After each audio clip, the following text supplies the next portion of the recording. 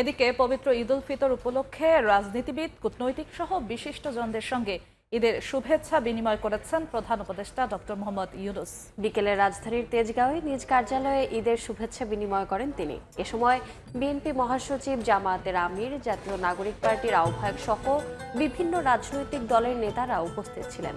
অনুষ্ঠানে আরও উপস্থিত ছিলেন সেনাপ্রধান, সর্বোচ্চ আদালতের বিচারপতি, প্রধান নির্বাচন কমিশনার সহ ঢাকায় অবস্থিত বিভিন্ন দেশের কূটনীতিকরা।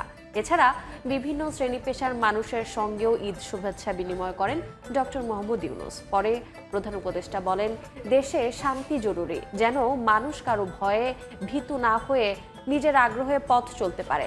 এ সময় তিনি বিভেদ ভুলে পরস্পরের সঙ্গে বন্ধুত্বপূর্ণ সম্পর্ক গড়ার আহ্বান জানান। আমরা পরস্পরের সাথে বন্ধুত্বপূর্ণ সম্পর্ক স্থাপন করব। এর মাধ্যমেই সমাজে শান্তি আসে। বাংলাদেশে শান্তি অত্যন্ত জরুরি, সে কথাটা যেন আমরা মনে রাখি। আমরা দেশে শান্তি চাই, যাতে মানুষ নিজ মনে নিজের আগ্রহে দিন চলতে পারে, কারো ভয়ে ভীত হয়ে তাকে চলতে না হয়।